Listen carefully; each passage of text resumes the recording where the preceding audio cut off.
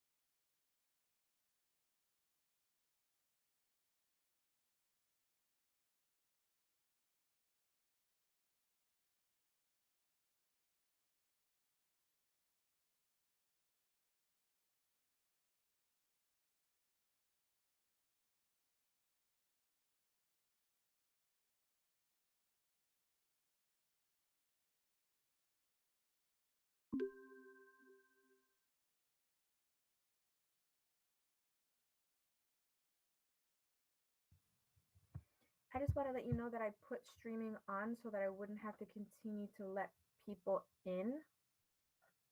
I hope it works.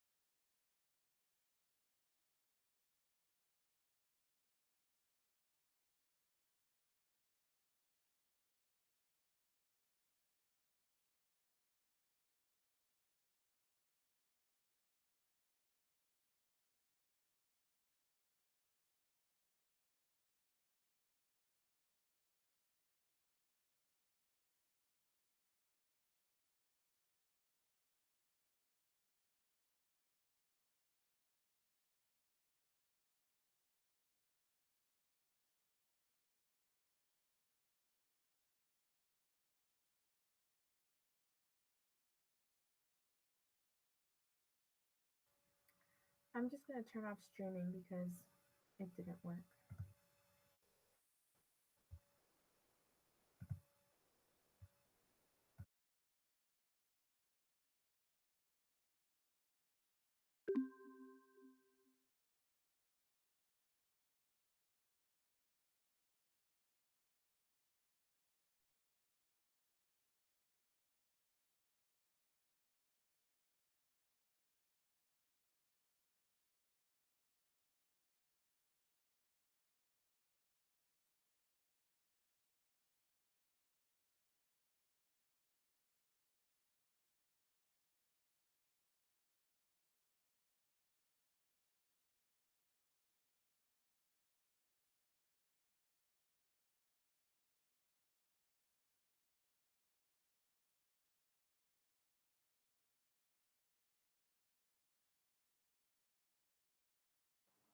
Okay, I'm pretty sure I see a quorum of the regional school committee, so I'm going to go ahead and call us to order at 6:31 because we are remote. You can just say you are here. Let's see, Tillman, Tillman present. William, William here. Irv, here. Jennifer, Jennifer here. Anna, Anna here. and Sarah Bess here. I think that's all of us. Irv? All right, so I'm going to call to order Union 26. Margaret, Margaret here. Sarah Bess. What? Tom Fanning. Tom Fanning here. Then I'm missing something. Who are the officers of the Pelham? Irv. It's Yes. William. It's William. William here. William. William's here. All right, thank you. Okay, our first agenda item is public comment. I did not receive any written comment. If there is anyone here that would like to make public comment, please use the little raise hand button and I will call on you.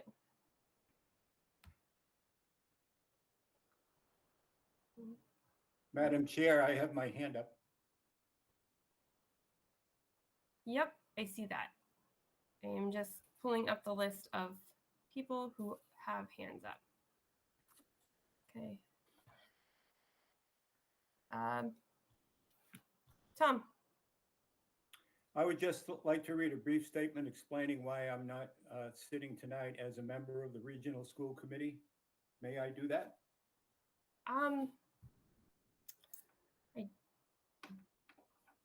I don't know what the rules are around school committee members making public comment at school committee meeting. I will leave it up to you, Madam Chair, but I believe it's relevant in that I have been at several regional school committees this year after my appointment, and now I am not at the meeting, and I would like to explain why. May I interrupt? Yes. I do not believe that is appropriate public comment, Tom, since you are a member of the school committee. However, at some other point in the meeting, you raise your hand and the chair recognizes you, you can make whatever statement you want to make. If I could, Sarah Bess, point of order, Yep. Jennifer. Thank you, Jennifer. Yep. Tom is a member of Union 26, but he's not a member of the regional school committee. As such, he is a member of the public. Outstanding, Jennifer. But both committees have been called to order. Sure. I'm going to go with yes, because I would rather err on the side of not telling people that they can't speak. But I'm saying I don't know what the specific rules are. How's that? All right. So here is my statement. On May 17th, 2023, I was elected to the Pelham School Committee. Then at the next regularly scheduled meeting of the Pelham Committee, June 6, 2023, which was the annual organizational meeting, I was selected to represent Pelham on the Amherst Pelham Regional School Committee. Since then, I have attended regional meetings on July 6th, July 12th, August 17th, August 23rd, and I was also invited to attend a new member orientation meeting with the regional committee chair and the superintendent on July 24th. During Pelham School Committee's August 29th meeting of this week, the task was to fill the vacant position of our committee chair. We did that, and then the newly elected chair reopened the selection of Pelham School Committee members to serve on the Amherst Pelham Regional Committee. During that meeting, I was not among the 2 members that were selected to take the Pelham seats on the Regional Committee. 2 months into my 3-year term, the Pelham Committee removed me from the seat I had been selected to fill this past June 26 at the organizational meeting. This reselection of Regional School Committee representatives, I believe, is a policy of School Committee Code BDA for 3 reasons. And I will not read them, but I will reference all members and members of the public to check School Committee Code BDA. After I requested the chair to reverse the selection, the chair sought advice, and I'm talking about the Pelham School Committee chair. The chair told me that our attorney suggested the following, quote, "For the purpose of voting at the meeting tonight, Mr. Scher, who is William Scher, is a regional representative of record now and should vote as such. Mr. Fanning, me, will have a vote as a member of Union 26. In order to conduct tonight's important business, I agree to that temporary suggestion. However, I call on the members of the Pelham School Committee to make selections for the Pelham reps and the Regional School Committee vote on August 20th of this week null and void, and allowed me to return to my seat on the region to fill out my required term of 3 years. Thank you very much." Alrighty then. Okay, so next up is Megan St. Marie. My name is Megan St. Marie, and I'm an Amherst resident and mother of 7 current and past ARPS students. I want to begin by thanking all of you who have chosen to continue serving the school district during this difficult time. Jennifer and Irv, I watched the town council meeting the other night and felt grateful that you were both present as consistent voices for transparency. Jennifer, I particularly valued your advocacy for public comment and civic engagement in the process of appointing new Amherst School Committee members. I also thank the school committees for the joint statement sent to ARPS families in anticipation of the first day of school. Your words of encouragement and confidence were much needed amidst the mistrust, pain, and strife in our community. I especially appreciated reading the statement you made about the ARPS staff, which gave me hope for a collaborative, healing path forward with a reorganized RSC.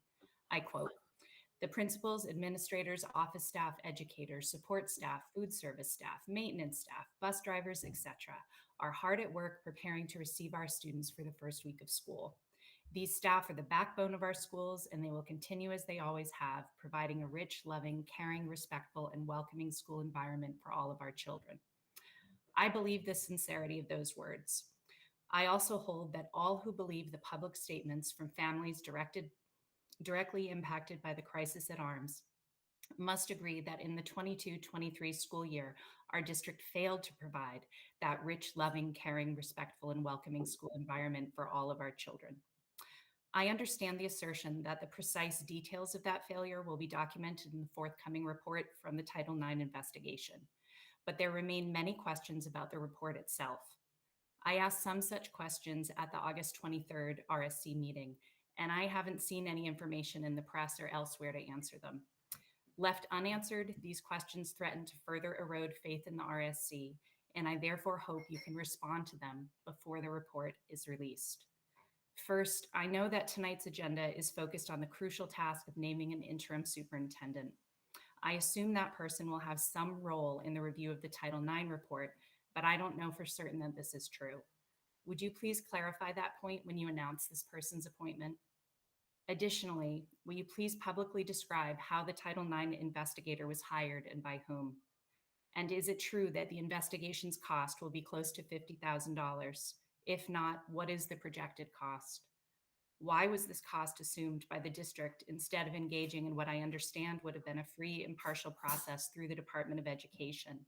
And am I wrong in that understanding? Who will receive the Title IX report and be empowered to take action on its findings should past and current staff members be found responsible for violations of students' rights? I've heard that Dr. Morris will be involved in receiving and reviewing the Title IX report. Is that accurate? What is the RSC's rationale for why this is appropriate, especially given the current lawsuits against the district and the APEA's concerns about the potential for retaliation against teachers and students who spoke up? Will the full Title IX report be made public while redacting the names of children? Finally, the RSC's minutes reveal that Jennifer, Irv, and Tom voted against approving Dr. Morris's six-figure severance package. I am guessing that it took some courage to do so, and I wonder how the other remaining members of the RSC would reply to parent Maxine Olin's comments from the August 23rd meeting regarding their votes in favor of the deal. I quote Maxine, "I find your hypocrisy staggering that you refused to place Morris on leave before the results of the Title IX report were released, but that you were willing to completely exonerate him and offer him severance before the release of that report." Maxine's full comments about how her child experienced suicidal ideation to the point of hospitalization as the result of significant gender-based discrimination at arms must not get lost amidst the pain and acrimony in our community. Her words and those of other families directly impacted by the crisis at arms should be the guiding light in finding our way forward, with the recognition that while the RSC as a body refused to take action this summer, it can take steps now to prepare the community for the receipt of the Title IX report and all that will follow it. Thank you. Thank you. Hallie Kay? Hello, everyone. I'm Haley Kelly, and I serve on the Democratic State Committee. Wait, my camera is not on. Try this again. Hello, everyone. I'm Haley Kelly, and I serve on the Democratic State Committee. I just want to acknowledge the gaslighting that has been happening by former members of this committee. In the past week, we've seen at least 3 resignations from the Amherst school committees. In their resignation letter, the former committee members have attacked and demonized both the Amherst and LGBTQ communities for the grave sin of asking for accountability. Even though as trans middle schoolers who were harassed, called slurs, and abused in Amherst Regional Middle School, the former RC members want you to think that they're the real victims here. Despite their attacks on the queer community, the past few weeks have been nothing other than a victory for trans rights. When these members of the RC defended Morris, who knowingly let the transphobic abuse happen, they inherently defended the abuse too. Morris's golden parachute was a spit on the face of his victims, but it means that he can't hurt trans kids anymore. The same goes for the former school committee members. Oh, they tried to their best to demonize queer solidarity while using faux progressive language. They weren't successful, they never will be, and they too can no longer use their positions of power to hurt trans kids through their neglect. It wasn't a big ask that a superintendent who is accused of being complicit in and then covering up transphobic child abuse be placed on administrative leave until the results of the Title IX investigation are published. This is not different from when we ask police officers to be put on administrative leave when they commit unlawful violence against racial minorities.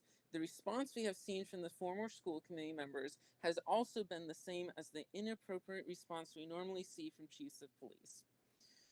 They could have chosen to be trans allies, but they did not.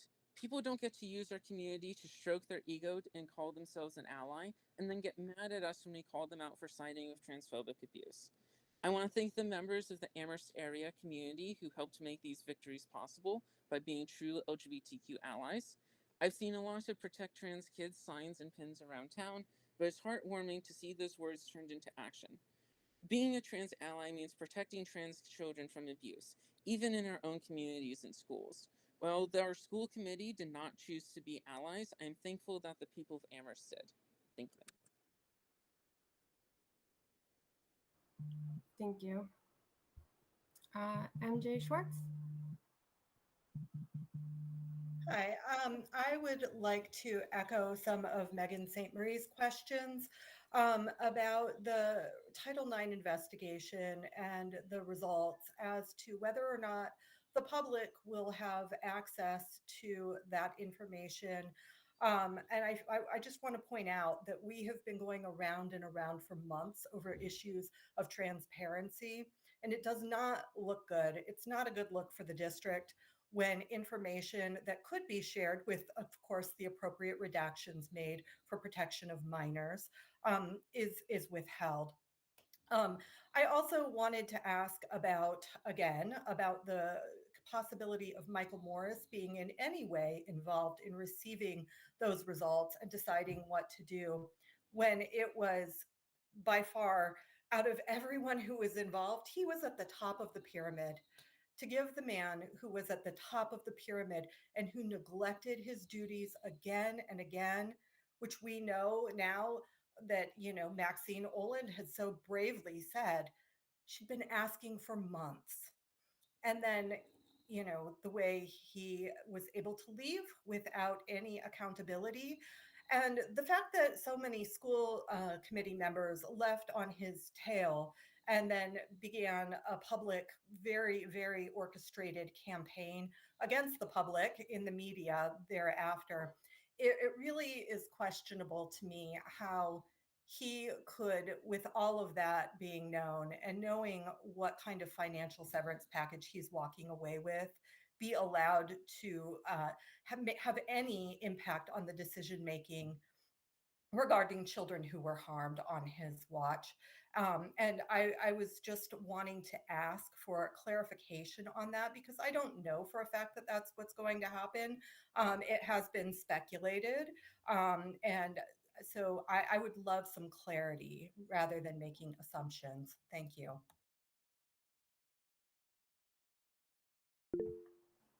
Thank you. Jenna Schwartz. Are you there, Jenna? Yep. Oh, okay, good. Hi, I'm Jenna Schwartz. I'm a parent in the Amherst School District and an Amherst resident. And I actually just want to add to what MJ said. I didn't prepare any public comment for this evening. I share many of Megan's questions as well. And I appreciate MJ's point that there's speculation. And so that, in the spirit of, not wanting to react to things that we don't know to be true, I also would love to hear some clarification from the school committee members about whether Michael Morris, not only is there any truth to, like, will he have anything to do with the Title IX results, but I've also heard, and again, I very much don't want to perpetuate any rumors. So if you could also speak to or dispel, hopefully, any speculation that Michael Morris will have any input in the conversation around appointing an acting or interim superintendent, that would also be grossly inappropriate. And so it would be really, really wonderful to hear from you all that that's not happening. Thank you. Thank you. I don't see any more hands. Are there any other people in here that would like to speak at this time? I'm going to go with no. All right. So that will be the end of public comment, and we will move on to item D, which is discussion and possible vote to appoint an interim superintendent. So a brief recap of the last almost week or so. The chairs and vice chairs of the U26 and the Regional School Committee got together, brainstormed, and worked with to put forward Dr. Doug Slaughter as our recommendation to appoint as interim superintendent. Or did you have anything you wanted to add? Yes, I guess what one of the things that needs to be understood is that this is a situation none of us wish to have been put in, but this was the hand that we were dealt, and we had to operate and to act expeditiously. And so the choice that we made was for Dr. Doug Slaughter, and we will go forward with that in terms of his appointment this evening.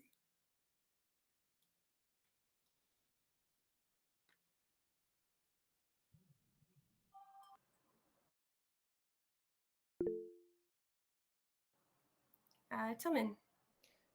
Just a clarification question. Is the discussion, or does the school committee approve that appointment, or the way Irv just described it sounds like it was already, the decision has been made? And I'm not objecting to the decision, it's more a question of process. No, the school committee votes. So nothing has been decided. It has, this is coming as our recommended action, but no votes have been taken. Nothing is official until the entire school committee votes and Union 26 votes. I was just making a statement in terms of a proposed candidate. Understood. Thank you.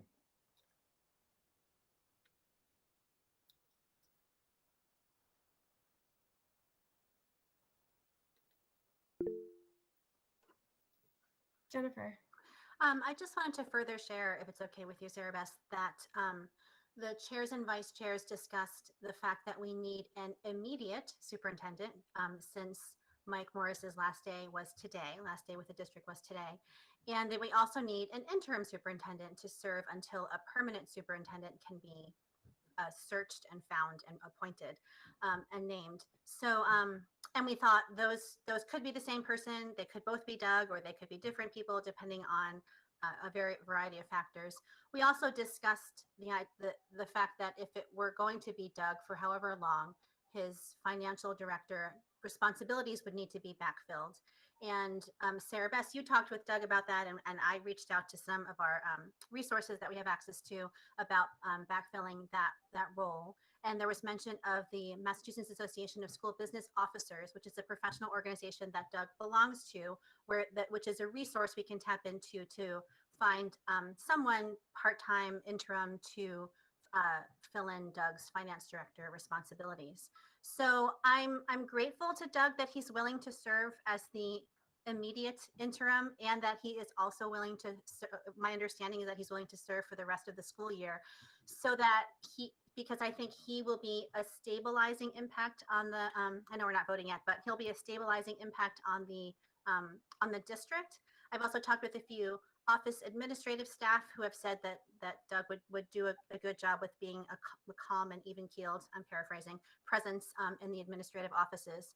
So I think this is the right path forward for us for now, to have Doug serve for the rest of the school year while we then take on the task of doing a search for a permanent superintendent. Thanks, Jennifer. Anna?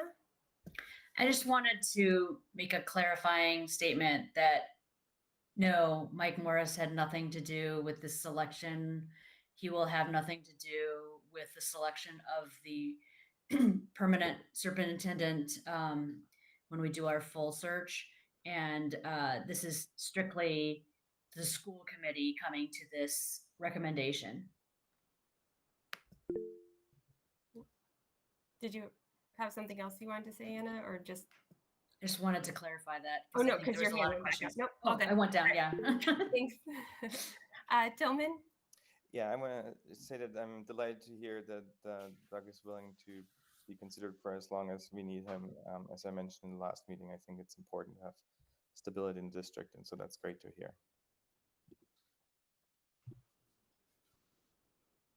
Thanks, Tillman.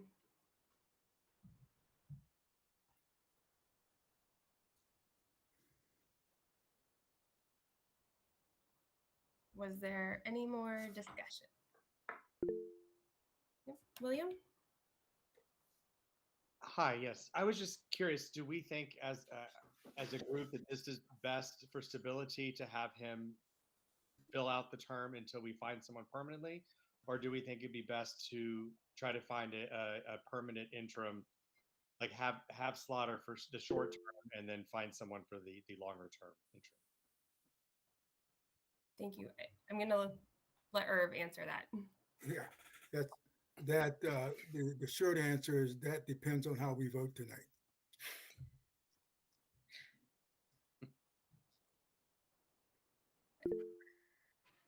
Jennifer?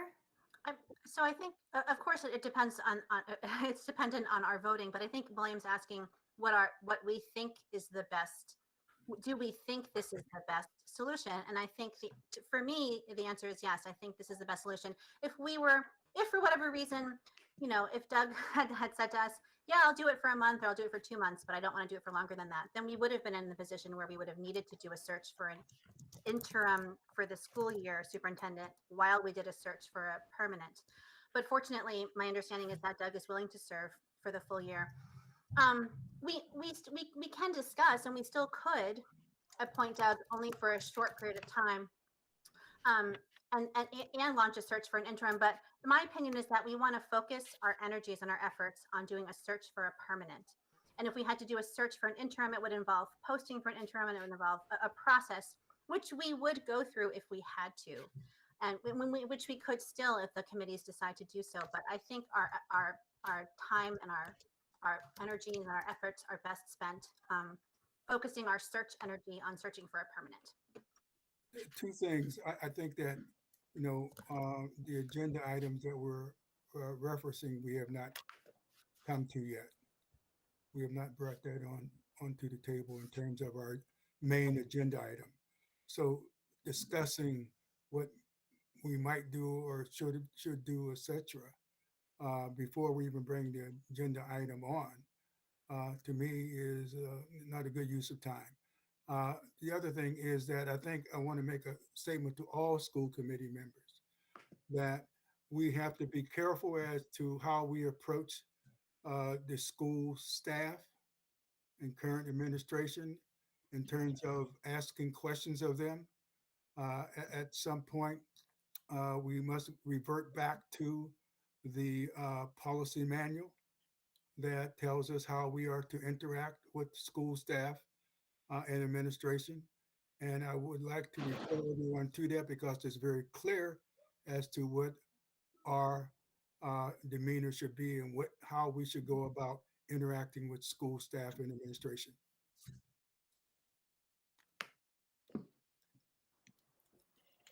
I'm going to jump in real quick and piggyback on what Jennifer said. I think William was asking, do we think this is our best path forward? And I say a resounding yes.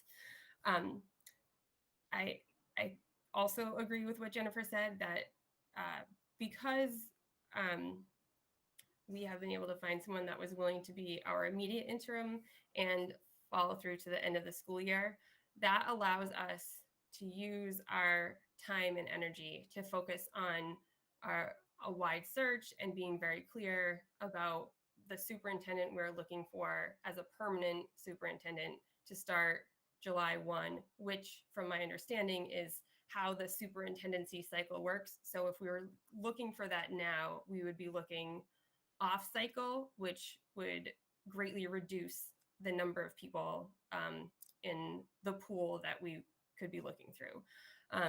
So I feel very thankful that Dr. Slaughter has graciously said he would be willing to serve until the end of the school year, till the end of the June 30th, the end of the term. And so that is my recommendation is to appoint Doug Slaughter as our interim superintendent.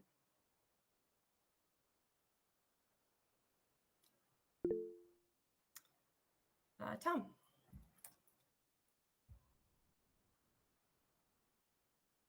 Oh, we can't hear you, Tom. Sorry. Thank you. Can I speak in this discussion as a U26 rep? Yeah, absolutely. Both meetings have been called, both committees are called to order. So is the next step to have a motion on the floor? If people feel like they are done having discussion, then we can definitely entertain motions. Well, in a motion, there is an opportunity to discuss before we go to a vote. So it doesn't necessarily have to preclude discussion.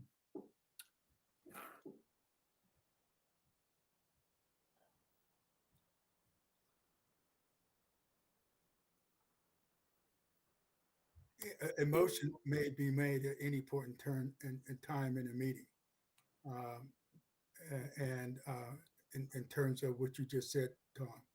Additionally, if there is no such motion, the chair can move on to the main agenda item. Margaret?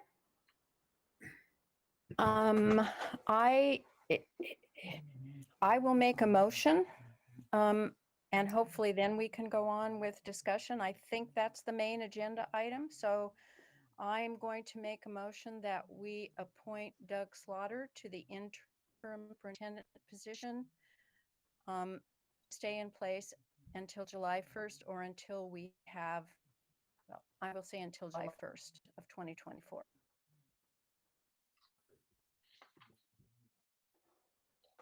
I second that motion. I think Tom got the second. I think, Irv, you have to run that because that is for Union 26. There are two parts to it. So it's a region and the Union 26. So I'm assuming that was Union 26 motion. So the motion has been properly seconded. Who seconded the motion, by the way? The motion. Who made the second? Tom. Tom. All right. Tom. So the motion has been made and seconded by Tom Fanning of Union 26. So is there any discussion in relationship to Union 26 on this issue?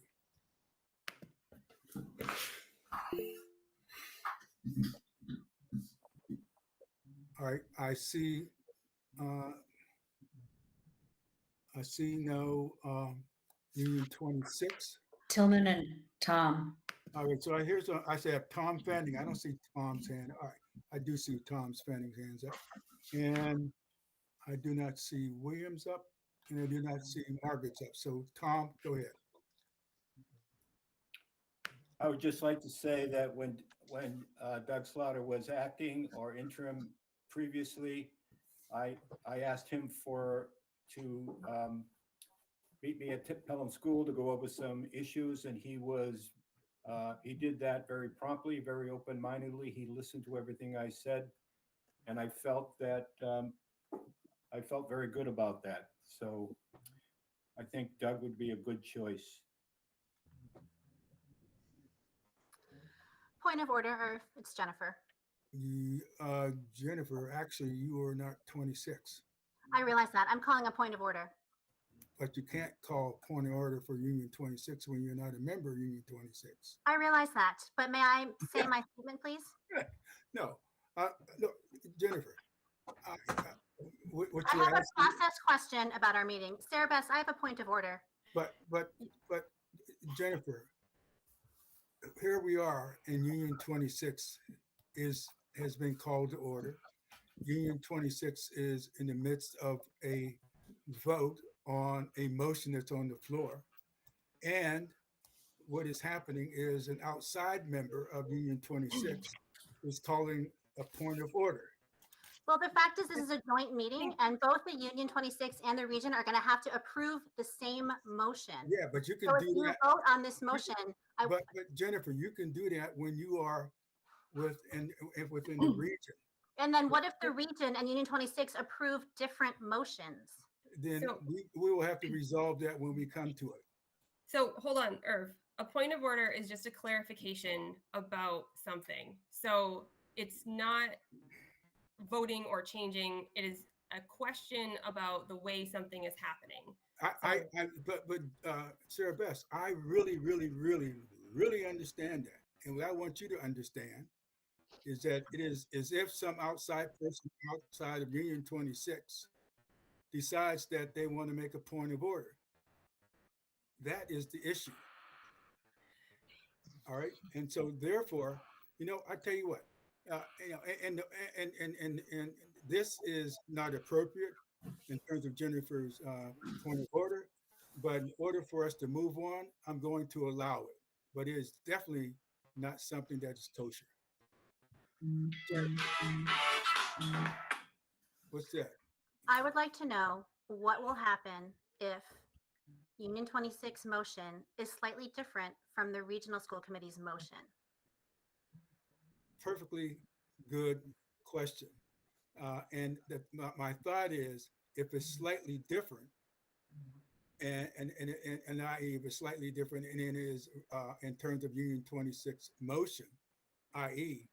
if the results of such motion are such that it would alter the course of the ultimate decision, then that would be something that would be of concern. But there, right now we don't know that. It's only hypothetical. So we must move on. What I would suggest is that we move on, let Union 26 complete its process, and then let the region go into its process. All right, so the motion has been moved and seconded. Is there any further discussion on Union 26? Hearing none, we will come to an immediate vote on the motion. So, Margaret? Margaret, I. William? William, I. Tom? Tom, I. Irv? Aye. The motion passes unanimously. Thank you. Jennifer. I move that the Regional School Committee appoint Doug Slaughter, interim superintendent, effective immediately, according to the end date and salary details that will be discussed and voted on later at this meeting. I will second that. Is there any discussion from the region? Tillman, I see your hand is up. Yes, I'm in support of that motion, and I wanted to point out earlier too that the end of the typical appointment times for school attendance is June 30th, not July 1st. And so therefore I recommend that the regional school committee make appointments no further than June 30th.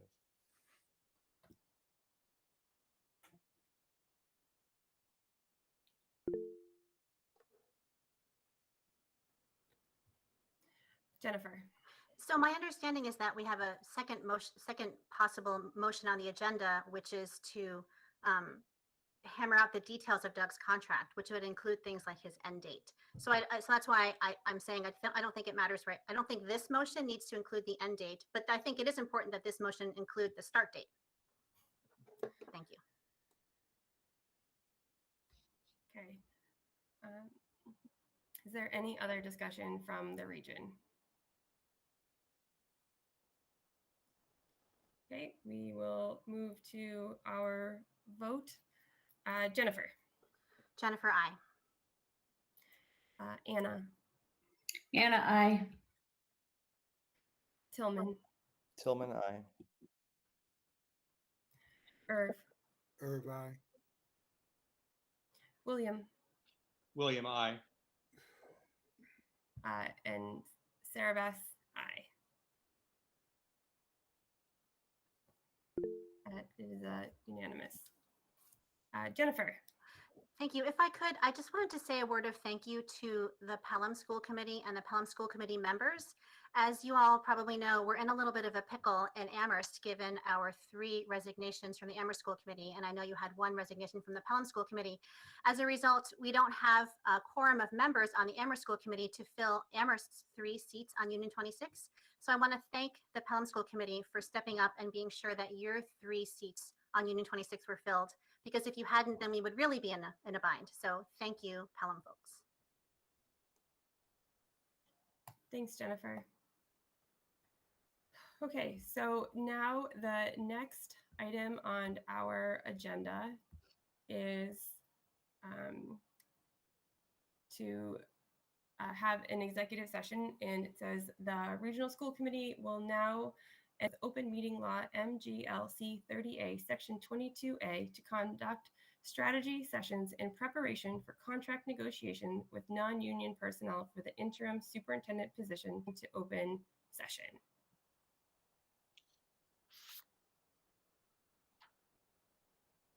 Is there a second? Second. think that it's for the region. So, Jennifer. So I plan to vote against going into executive session. I think we've been here before with discussing the details of Doug as acting or interim superintendent and discussing that contract in open session.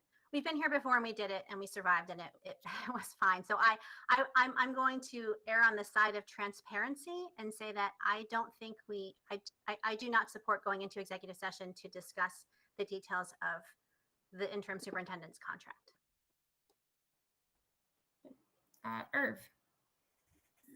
I this going into executive session to discuss the details of the contract that are soon will be delivered to the public thereafter seems to me to be superfluous and totally unnecessary. And I can't imagine why we would need to go into executive session to discuss something that then will be made public. So I'm totally against going into public session. Hold on for, I think, Sasha. Something must be up. I just had a quick question about who made the motion and seconded to go in for region to go into executive session. I'm sorry, I missed that. I made the motion. Thank you. Who seconded? I think I seconded. But there may have Thank been somebody else at the same time. So Thank you. And now we're in discussion. You may resume. Right. Well, anyway, just to finish, there's nothing in terms of what we're going to be discussing that needs to be done in executive session. Nothing. And I know the attorney has indicated there are some things that might be, but in terms of what I think, the things that I've seen, again, those things will be put out there in public anywhere. I definitely will vote against it.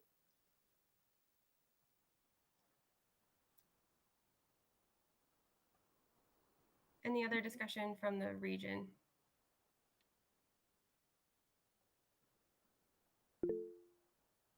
William. I would just say I also agree. I don't see the need for us to go into executive session. Thank you. So I'm going to say I am in favor of going into executive session, even though the contract will be shown, back in the public. I think being able to have conversations regarding your salary are sometimes best done without a giant audience. So it's not that I don't think anything will be shouldn't be shared after. I just think it's easier to have conversations regarding salary, etc., without a huge audience. Jennifer? Just to counter that point, I feel like we, by which I mean like American culture, are very uncomfortable talking about salaries and how much people make. But I've been a public employee at UMass for 12 years, and all public employee salaries are public information. So like, in private companies, maybe we think about like how we don't want to talk to each other about salaries, but public employees, like there's nothing confidential about our salaries. It might be uncomfortable to talk about it in public, but we shouldn't prioritize our comfort over transparency. And the idea of going into executive session is like not for us to be more comfortable. It's like, is there a strategy reason that we need to have the discussion in private? And I just don't think that there is. Tillman. I will vote in favor of the executive session because while I get Jennifer's point about the outcome of negotiations, the salaries being public, I don't think the negotiation process is public, and it is our duty to be fiscally responsible for the school district, and opening or showing your negotiation position puts you at a disadvantage.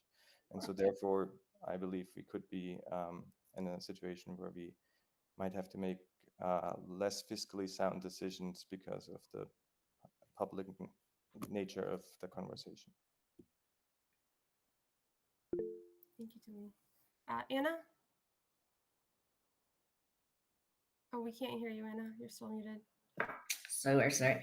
So I have a lot of private sector experience. And so, yeah, I think in the private sector, it tends to be a little bit more secretive. At the same time, we just had a very open discussion and open meeting about placing or appointing Doug as our acting superintendent while Mike Morris was on medical leave. And we did all of that in open session, and we did none of that in executive session. And I feel like this conversation is going to end up being quite similar. So I don't know what other details we might need to discuss that might be more contentious. I think the chance that Doug is going to come back to us and say this contract is not acceptable is relatively low unless we give him a contract that's really a total lowball. And I don't think we're going to do that. So I think, I think in normal circumstances, I would lean towards going to executive section, but I think in this particular circumstance, I think it's unnecessary. Okay. Is there any other discussion from the region? Point of order. Oh, yep. Anna? Someone is saying that the streaming is not working right now. The Amherst Media streaming, Sasha? Let me check with them. Give me 2 seconds. All right, we'll just pause. Thanks, Anna. Yep, apparently it's been off the whole time. I thought that Sasha had said earlier that she was restarting or doing something because it wasn't working, but I don't know what happened.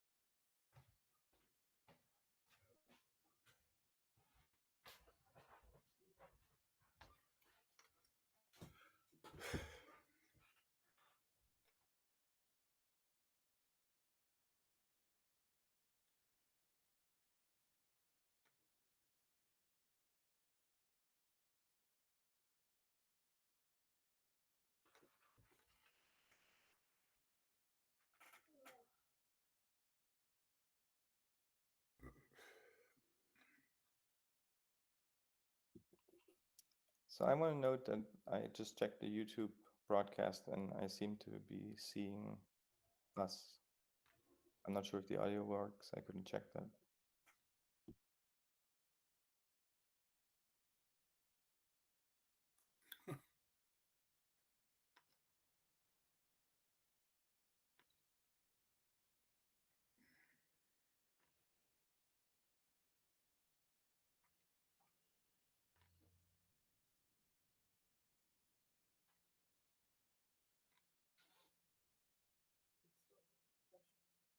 Yes.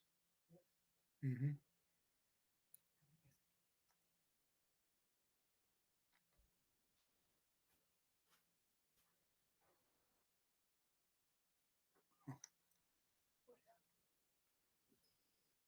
Amherst Media is not. Irv, your microphone, oh, you're all set now.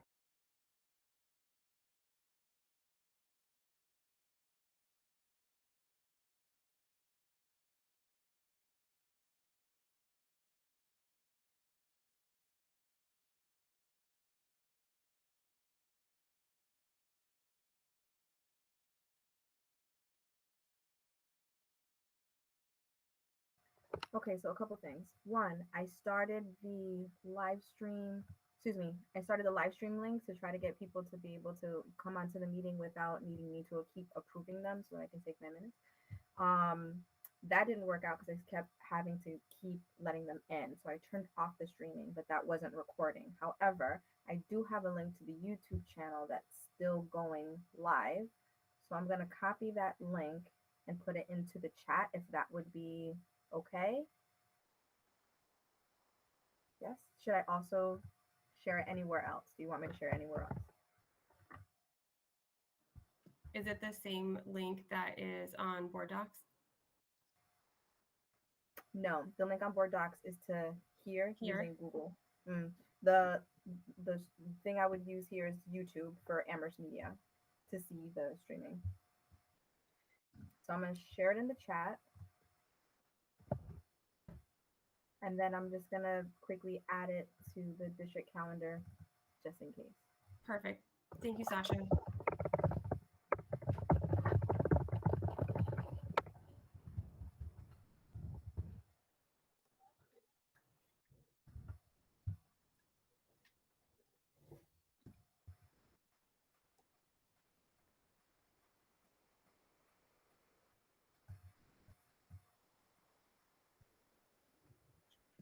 Sasha, do you want to remute?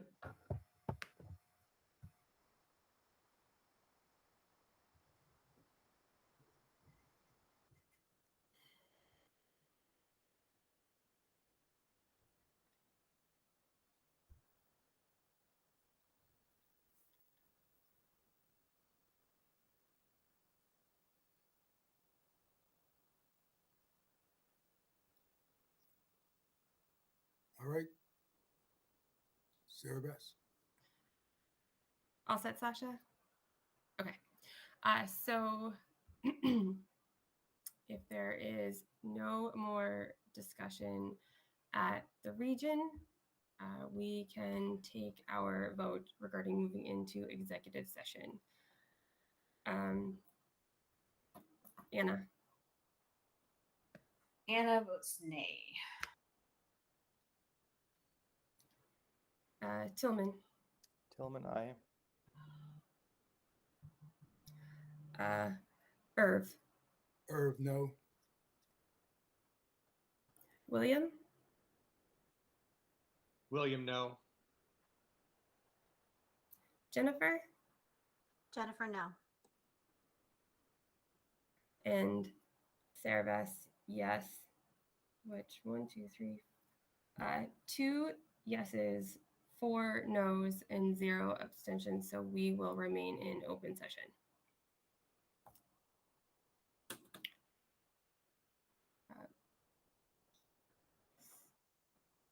Or do you need to talk to your committee? Although if the region is staying in.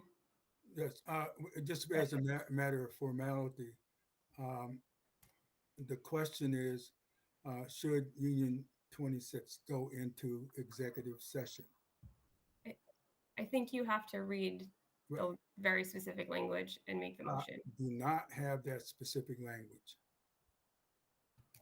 And the language is to go into executive session in order for negotiations, etc. I don't have that. Yep. 1 second. I can put it in the chat for you. Well, it's not going to happen. Margaret. I do have it in front of me, so I could make the motion for Union 26. Go ahead. You have it.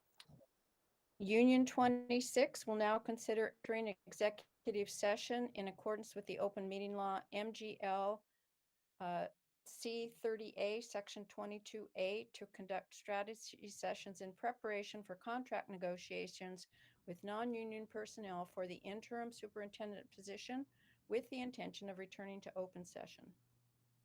So the motion, Second. Motion has been made and seconded.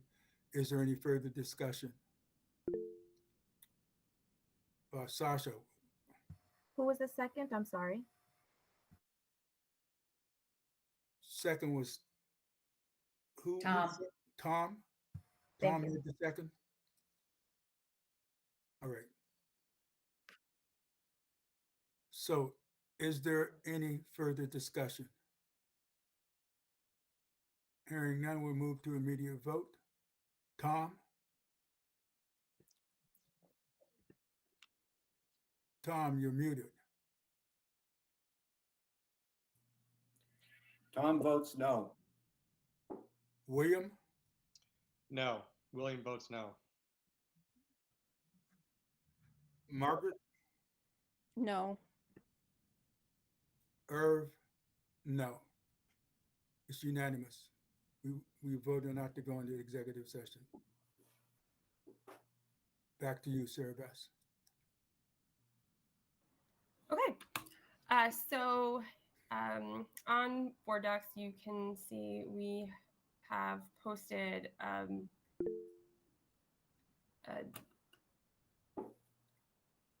preliminary interim superintendent contract to between the school committees and Doug Slaughter. So are there any, and it's open for discussion. Anna. Could you share it on the screen, because somehow I'm not able to log in using my ARPS email? It's like I wrote down the username and password and it keeps rejecting me. So I don't know what I need somebody to help me. Sure, I will try to do that. It might take me a second to figure out how to do it. One moment. So sorry.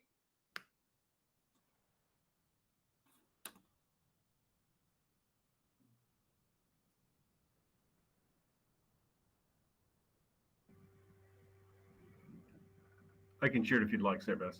Oh, thank gosh. Yes. Thanks, Doug. One more thing is that at the end of this all, we will have to reconcile the differences between the two motions, which we can do.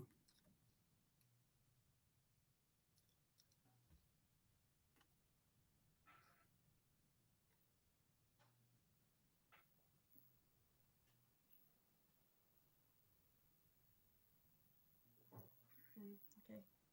Thanks, Doug. Jennifer?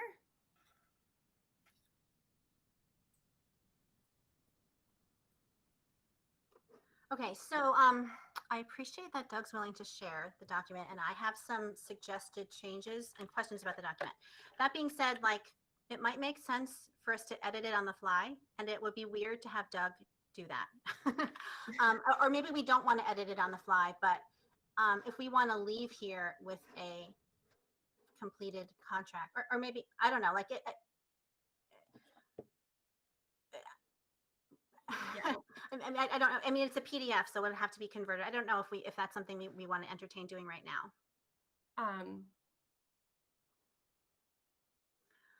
Yeah. Yes. Let me pull it up as not a PDF. And do you have it in a Word document, Sarah Beth? Yeah. Yes. So I just want to suggest that maybe you share it. Yeah. Or someone else share it. Okay. Yeah. Thank you. And then we can, if we're able to edit it on the fly.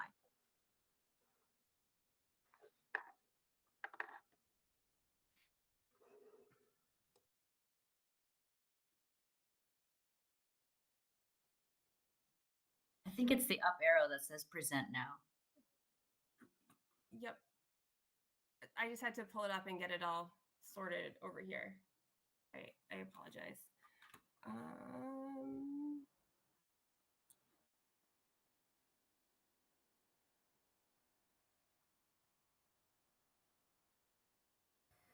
If it would be easier to send it to me, I can also share it. Okay, you got it. Okay, you got it. I got it.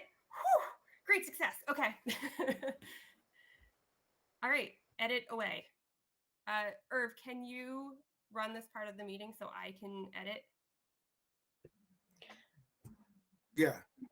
All right. So this is going to be one. That's Margaret. Can you, increase the size of what we're seeing on the screen a little bit? That's you, Sarah Beth. I understand this.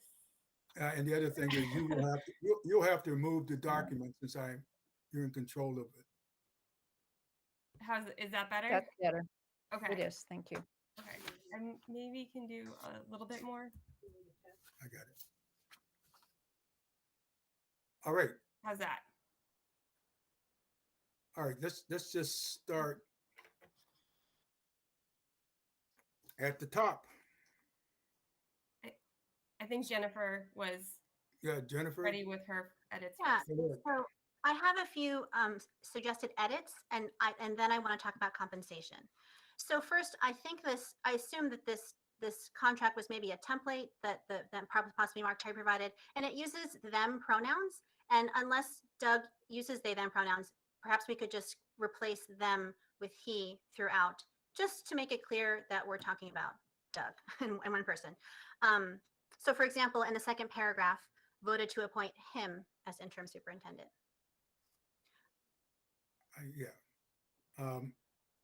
That was apparent. It comes up in a number of different times, and I do not believe.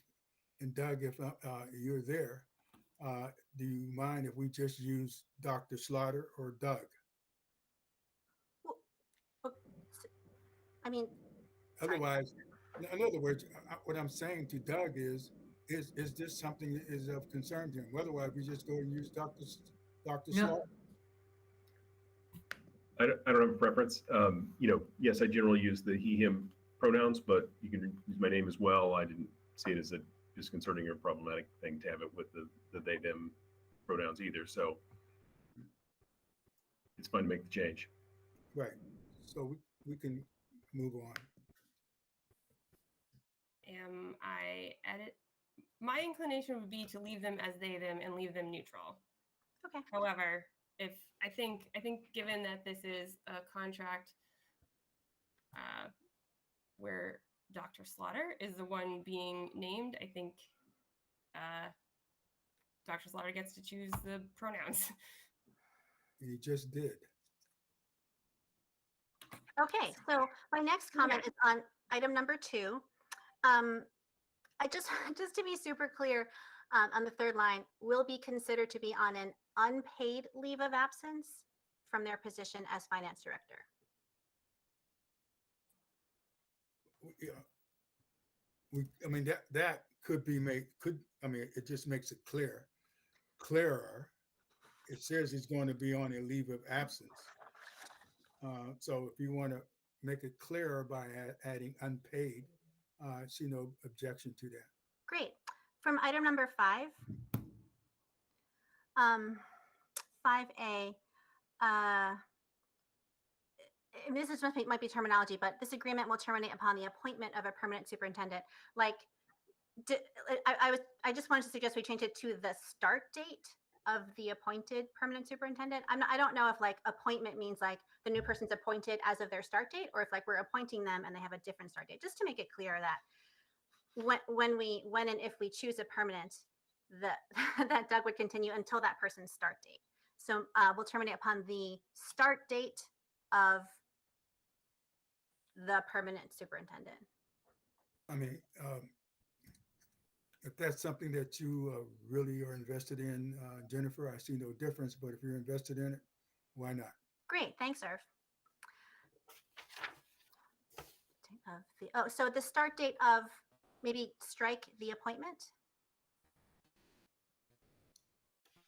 No.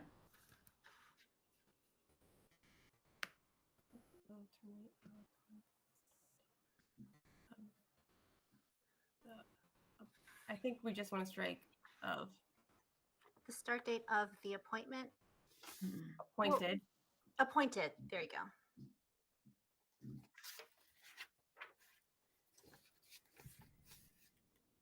And then strike Thank you.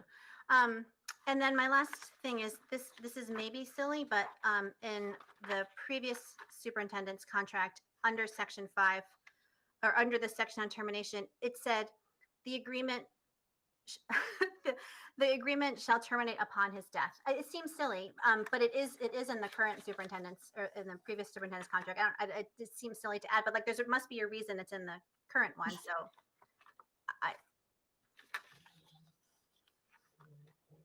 I'm fine with leaving it out. I just wanted to because I was comparing the two documents, and that's just one thing I noticed. But I think is it assumed? I mean, I Yeah. would assume if someone is no Yes. longer living, then they can no longer perform their duties. Right, as but then Right. there's a reason that it's in the current one.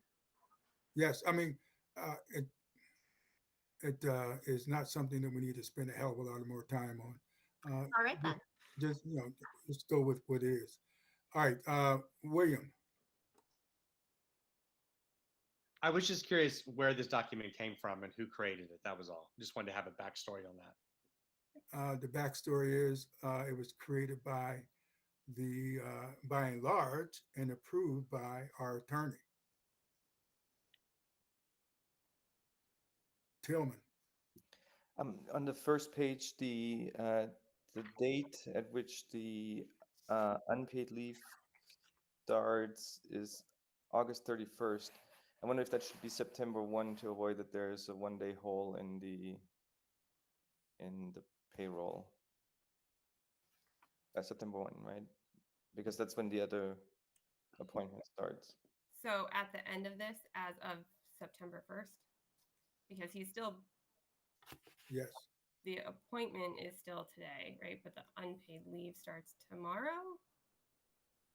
That's what I'm trying to understand. You're saying? Okay.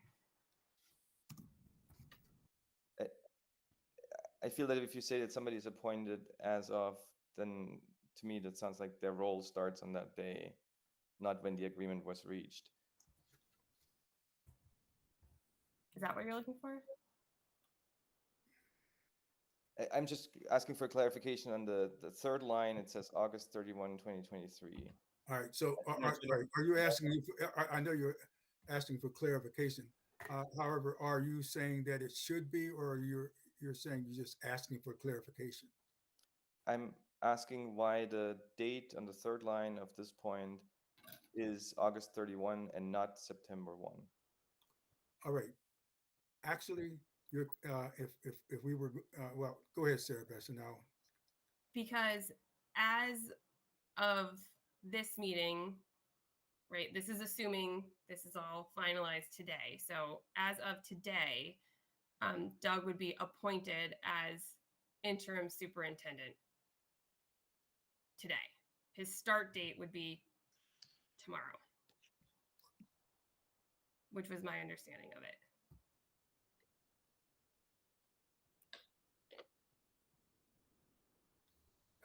Are there any major objections to that? Jennifer? So I agree. So I had the same question as Tillman. I feel like that date should be September 1st because as of today, I mean, as of the close of business today, Mike Morris was our superintendent. So if we had Doug superintendent effective August 31st, then we essentially had two superintendents on August 31st. So I would suggest changing that August 31st to September 1st and not adding the September 1st at the end. Anna?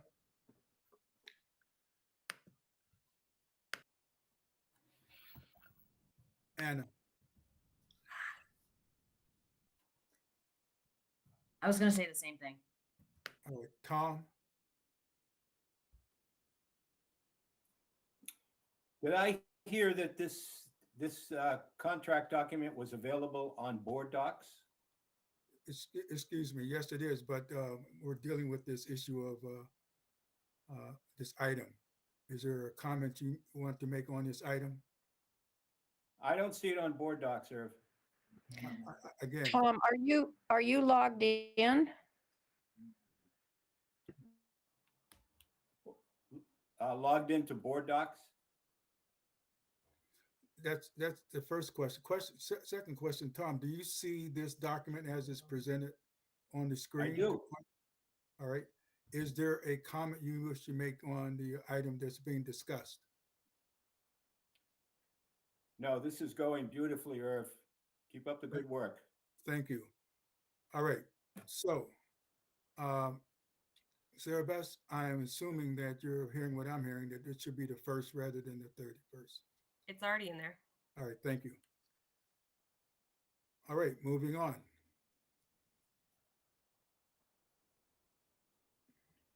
So,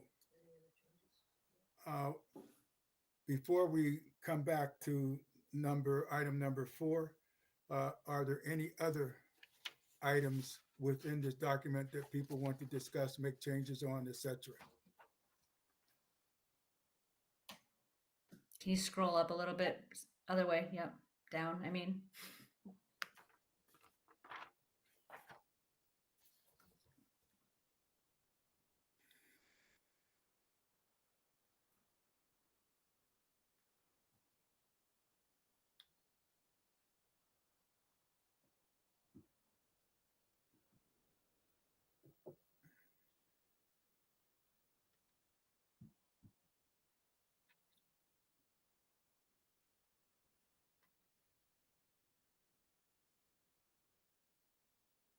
Scroll down one more page. Sure. Is that far enough or more? That's fine.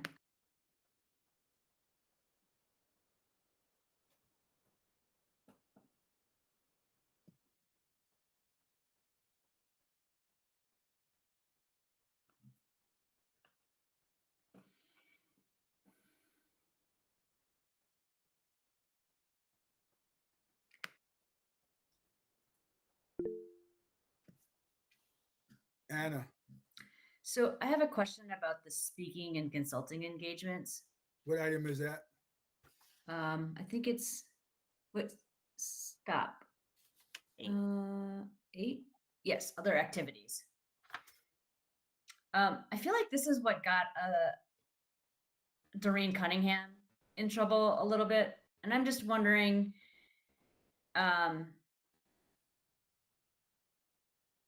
If we want to be less open to these kinds of things and say, I mean, I think it's okay if the superintendent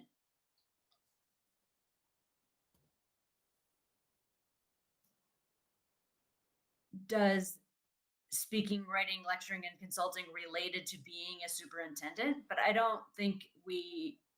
don't know how much latitude we want to give him in doing speaking, writing, lecturing, and consulting for something that has nothing to do with being a superintendent. And I don't, just to sort of like, I don't, if there were a specific thing that was not related to being a superintendent that he wanted to do and sought permission to do that, we could approve it on a one-off basis. But that would just sort of keep that from being a problem as it was with Doreen Cunningham. I don't know if that's sort Point of of like order. Yes. Point of order. Who's I believe that we cannot talk about Doreen Cunningham as you are at this point in time. yeah, It is open meeting. It's not, so this is not an executive session. This is an open meeting and everyone is free to attend. So I don't know how that actually. My point is that we do not have in hand any proof of what you just said. And I believe that we cannot say that in a meeting at this point in time. I am going to go along with Margaret and not to belabor the point. My apologies. I want to go directly to Doug. Yeah, excuse me. So I think there's sort of two pieces to this puzzle as far as this section. This just allows me, or in previous contracts with other superintendents, the ability to be engaged in those kinds of work. It doesn't specifically mention compensation, although I think it allows for that. I don't have any intention of having that, but I do and have served on a variety of boards and committees in both town and in the region. And I may or may not be able to do those. I don't know. I have to evaluate that, but this allows me to do that, and doesn't, as long as it doesn't interfere with my work as superintendent, then it wouldn't. This just says you as a committee acknowledge that could happen, and it's okay. Obviously, if it was a situation where it interfered with my work, then that would obviously be something you guys could take up as an issue and a concern to bring forward to me. So, I'm not strongly opposed to you taking it out or putting it in. I think it just affords me ability to sort of retain those services that I still do for other boards and committees. Tillman? I think it's important to be able to allow the superintendent to be engaged in these kind of professional activities. If the committee is concerned about having more control over it, I would suggest that we add at the end of that statement, provide reasonable notice to any such engagements is provided to and approval is received from the chairs of the committees. But I personally feel that's not necessary. All right. I have, before I get to Sarah Beth, I have not seen a superintendent's contract that has not had this clause in there. Just haven't seen any. And so, Okay. So anyway, Good. Sarah Let's Beth? move on. I was going to say pretty much what Tillman said. I think this should stay in. I think having a superintendent be able to participate in professional development and other learning opportunities or teaching opportunities is a good thing. So I think this section 8 should stay in as is. All right. I don't hear any kind of super complaint about this, so we were gonna leave it in as is.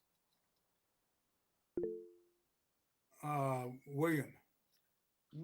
Different question, but just wondering, do we need to have anything, or should there be anything in here about the Title IX investigation and how those reports are handled? If they go directly to him, do they come to us? Like, do we need to have anything in this agreement knowing that the Title IX is going to be coming out while he is superintendent?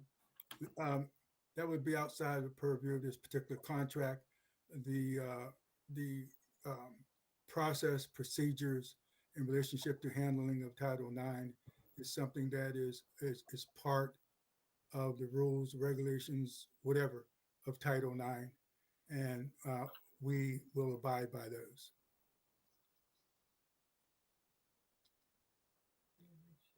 Any other comments on or additions, etc., the rest of this document except for item number 4?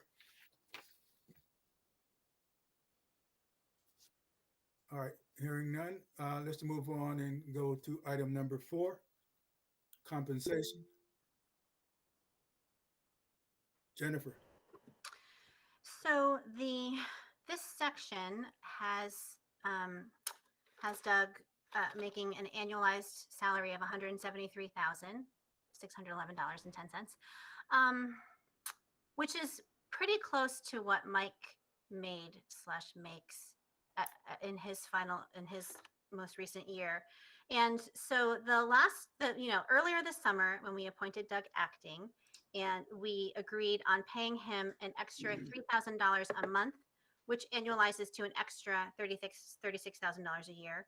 And I believe Doug's current salary is around $113,000, $116,000, something like that. So if you take $113,000 and add 36, that's about $149,000. So I feel like the compensation should be somewhere in between that, in between what the total that we paid Doug in salary when he was acting this summer and Mike's salary. My thinking is that first, Mike was an experienced superintendent with many years of experience in the district and has had many years of experience as a superintendent. He also has a doctorate in education. And Doug, while he's, we're grateful and we're happy that he's going to be serving as interim, doesn't have this, he doesn't have by far the same level of experience as a superintendent, and has a doctorate in a different field. And also, it's not like we have a Mike-shaped hole in our budget. It's not like we had set aside this $170,000 that we were going to pay Mike, and now we're not going to, so we can just transfer it over to the superintendent, because we're still going to be paying Dr. Morris that amount due to a separation agreement. So I just want to propose lowering the 173 to like 160 or something in that range, because I don't think it's warranted to pay the interim the same amount that we were paying Dr. Morris. All right. two ways of handling this. One is to continue discussion on that item, uh, or entertain a motion for another item. However, I would suggest that we continue to discuss item number four, until such time as we have a motion on the floor for something different. Tillman. So I agree with Jennifer that we should account for the difference in experience. And so within that range that she described, I think I agree that it should be lower than what Dr. Morris had. I personally don't feel strongly about counting the field of a PhD in one area versus another as vastly different. So that doesn't hold as much value for me, but certainly the years of experience. So I yeah, I cannot come up with a number right now, but I in generally agree with that. Any other person? So, as I see it, Jennifer, unless Anna, you're muted. So sorry. Can I just ask where these particular dollar amounts came from? Like, what was that based on? Was it based on? Yep. Something else? Good. I don't know if are you finished with your? I didn't hear all of your question. I just wanted to know where the numbers came from. Sarah Beth, do you want to answer that? So the 173 number was what was currently Dr. Morris's base salary, less longevity and doctorate, I believe. Yeah. Maybe our finance director can answer that question better, though. Doug, and then I'll weigh in. I can't answer that. So, so in our administrator contracts, there's a differential for a doctorate. There's also a differential for longevity. In Mike's contract, he received both of those, but that's separate from his base salary. So the 173,611 annualized salary is his base, and then he had an additional 2,500 for the doctorate and an additional component for longevity. My personal longevity and is different than what Mike's was. It's less. I haven't been in the district as long as he has. But just since we're in negotiation, I'll offer this as an idea to think about as far as the compensation is concerned, and that is a few points to be made. One is it's really about 10 months worth, so the actual cost of the district is about 10/12 of the 176 for one thing. Secondarily, I think it's a position, and as you go to different schools and different places, who you hire for a superintendent is paid at a certain rate, and it's why it's not in a union contract. It's a specifically negotiated amount, and generally it's an amount that is what the district and the candidate can agree to as appropriate compensation for the work that gets done. Experience and that sort of thing are less a factor in these kinds of negotiations. Generally speaking, I would suggest it's if you find a candidate and this will come up as you do the permanent candidate search, is that experience is a factor, but not exclusively so. If you feel that the person can be the leader that they're supposed to be for the district, then there's a compensation level that it's going to be necessary to have them do that work and take that responsibility and carry that burden. So that's and where that got set originally when Dr. Morris was hired, and then how it's progressed since that time has largely been cost of living adjustments from that base. And so this is where that cost of living adjustment for that work has landed at this point in time. So those are just a couple of things to think about as far as other ways to think of that compensation. Tillman. So having heard that explanation, in particular that this number does not include the longevity aspect of it, but it's basically the base salary, so to speak. I would favor any solution that wouldn't significantly reduce this amount. Jennifer? So I'm going to make either a proposal or a motion. We haven't moved to approve this agreement yet. So I'm just going to make a suggestion and we can maybe discuss the suggestion and we'll just go from there. I'm going to suggest that we change the 173, 611 and 10 cents to 165,000 and the associated change to the biweekly, which I can give you. That's my suggestion. All right, it is suggestion, but it's a material change to that which is already in the contract. So we haven't voted on the contract. I understand.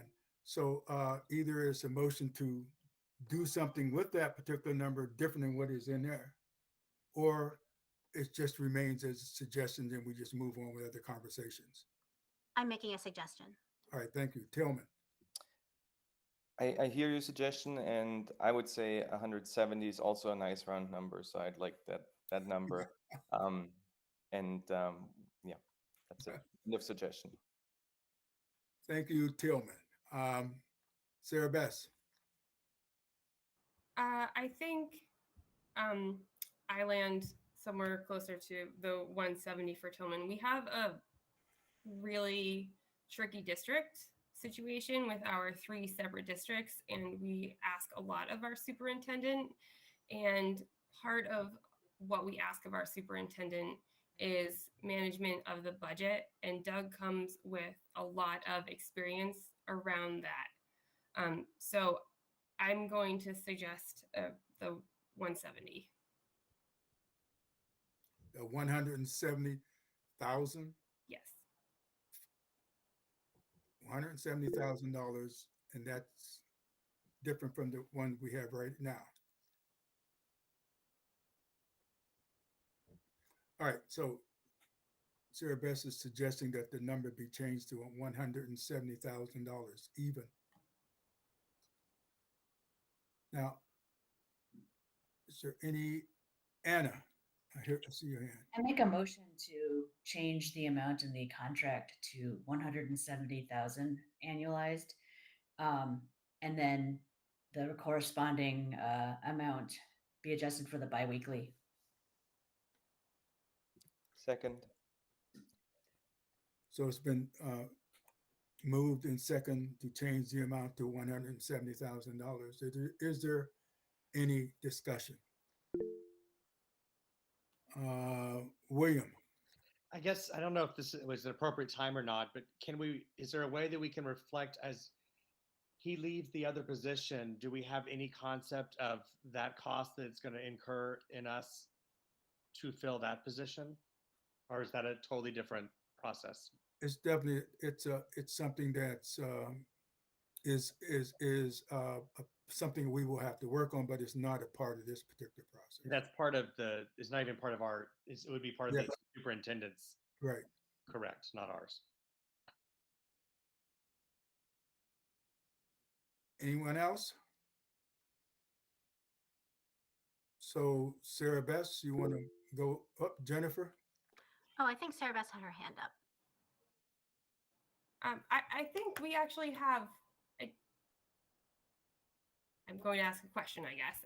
I don't know that we need to make a motion at this point. If there's other parts and pieces that need to be figured out and negotiated, and we have Doug in here with us to also negotiate for the contract, that maybe we wait until it's finalized to make final motions, because we made a few other edits also that we didn't make motions for. I know we didn't make any motions for those other edits. This seems to be a major part of the contract. And if we come to the end and we vote this contract, we're going to have to vote this $170,000 in to complete the contract. So anyway, we can think about that. Jennifer? Yeah, I think the motion's been made and seconded, so we have to dispose of the motion. And I think it's appropriate to vote on it since it is a very key part of the contract. So that's my opinion. Sarah Bess, could you just change it so that we can all look at it? I don't know if that's, and I can give you biweekly amount if you'd like.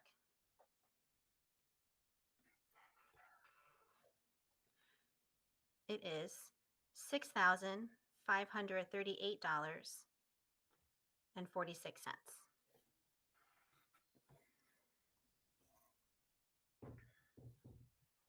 All right, so the motion's on the floor. It's been properly seconded. So if there is no other discussion, we'll go to an immediate vote. Sarah Bess for the region.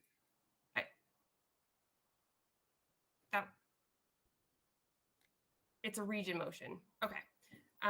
So I'll take the vote.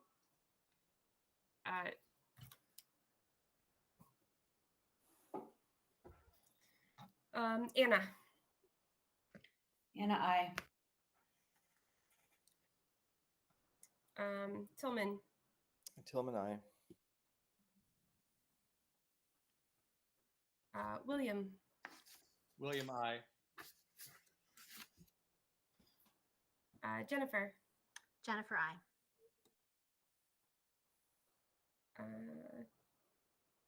Irv. Irv, aye.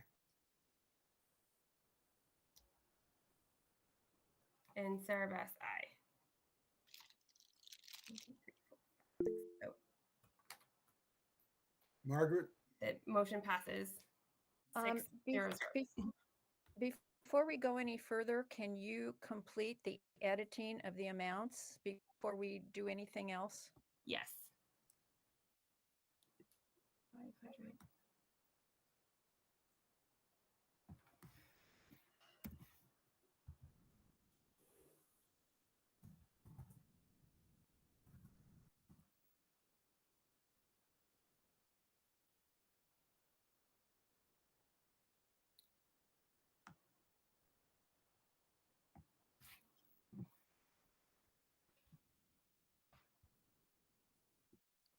Spelling out numbers under pressure is hard. Yes.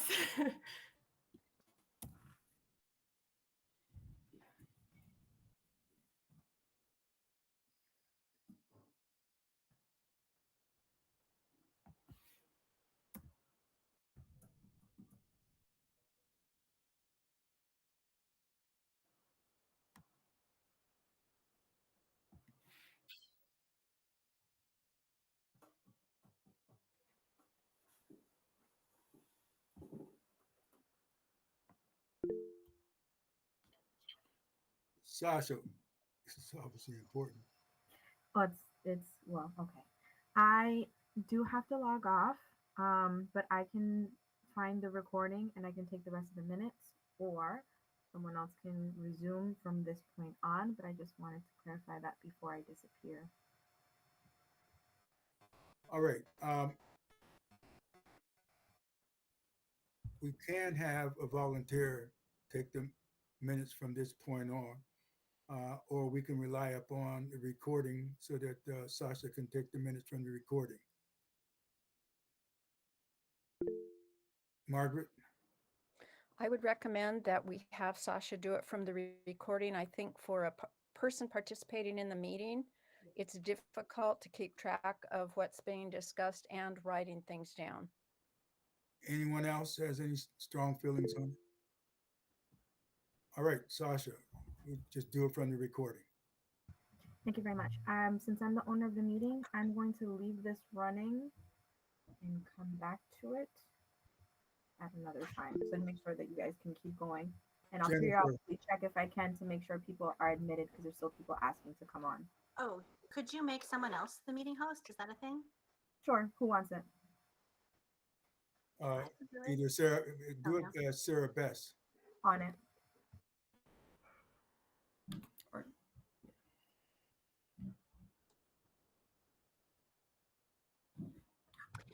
Sorry, point of order, Irv. I know you just suggested that Sasha makes Sarah Bess the meeting owner, but since she's editing the document, it's hard to do both. It's hard to keep track of all the things. So perhaps someone else could be the meeting host.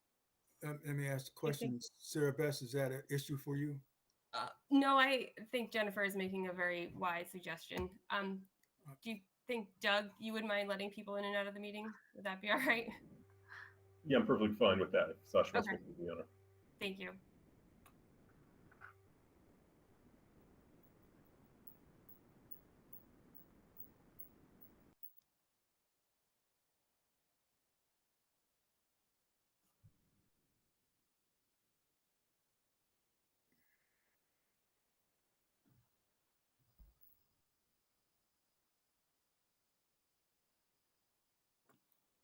So I think the motion for 170 at the region has passed. I think it's back to you, Irv. Margaret, you have your hand up. I would move that we accept the salary of $170,000 annualized and a biweekly amount of $6,538.46. All right, is there a second from the union?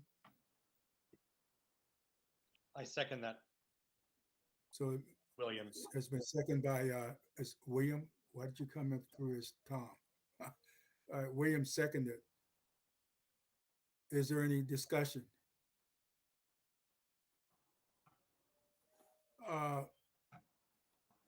No further discussion. So how do you vote? Tom? Tom, aye. Margaret Margaret, I. and William? William, I. Irv, aye. It's unanimous.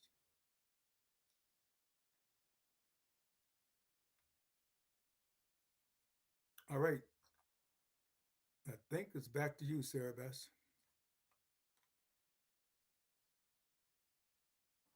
Okay, are there any other edits to the document as a whole?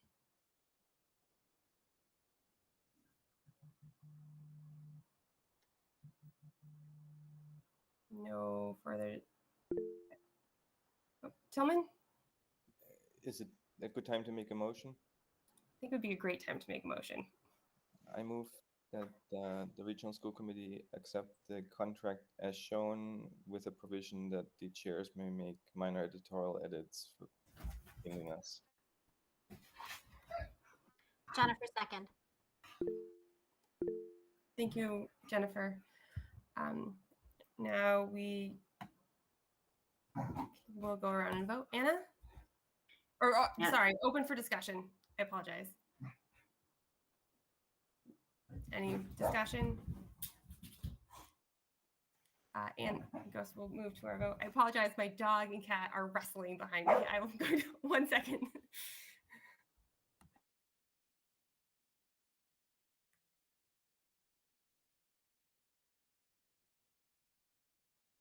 So sorry. Anna, I. Tillman. Tillman, aye. William. William, I.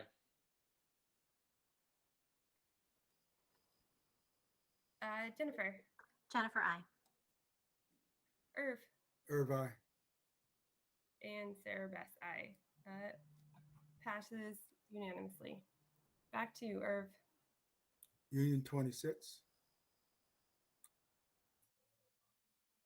Do I have a motion?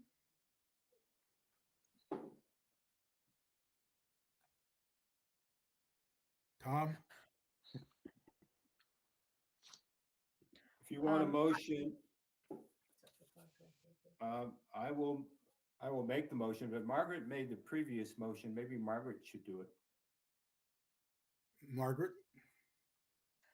I move that we approve the agreement for the interim superintendent with the, as shown with the edits we made and allowing the chairs of the committees to make any minor edits required. Do we have a second? Second. Second by Tom. Any discussion? All right. So moving on to the vote. Margaret, Margaret, I. William, William, I. Tom, Tom, I. Irv, aye. It's unanimous. One last question, and this is something you had raised earlier, Jennifer.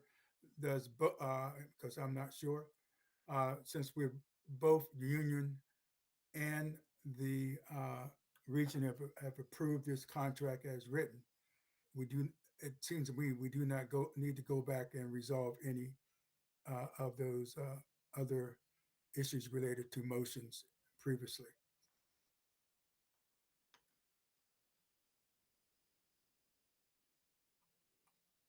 All right. Sarah Bass, Tillman. Sorry, I just want to make sure that there's not a conflict between the previously voted motion by Union 26 that has a particular date in it and the contract now saying something different. I'm perfectly okay if you tell me that the most recent vote overrides that previous vote. My assumption is that the last vote overrides any previous vote. If someone else says that that's not so, then let them say that. All right. Moving on. Sarah Bess.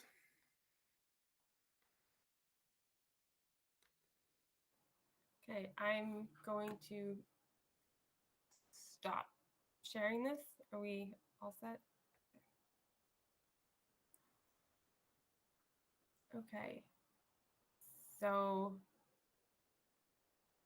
think we have covered our whole agenda, unless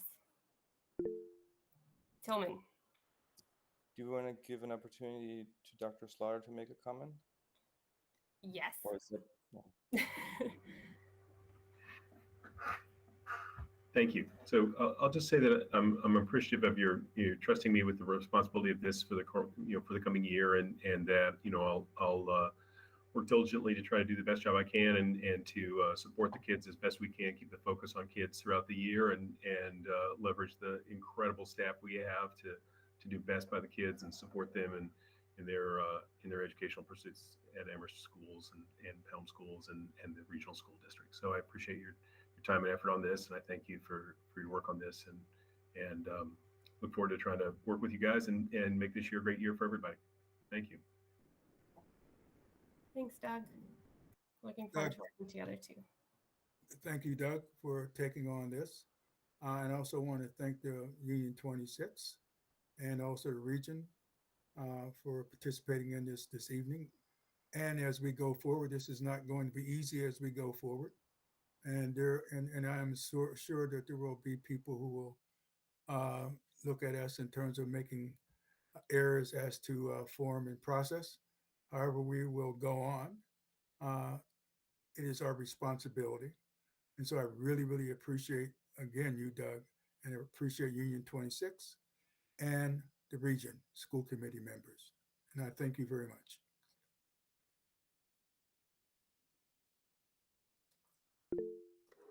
Jennifer. I move that the regional school committee adjourn. Second. Moved by Jennifer, second by Tillman. There is no discussion. Anna. Oh. Sorry. Anna, I. Tillman. Tillman, I. William. William, I. Irv. Irv, I. Jennifer. Jennifer, I. And Sarah Bass, I. The reason is adjourned. I'm asking for the union to adjourn, taking a vote on that. Margaret. Second the motion, and I. Thank you. William. William, I. Tom. Tom, I. Irv, I. It's unanimous. Union 26 stands adjourned.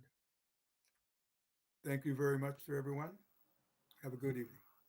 Thank you, everyone.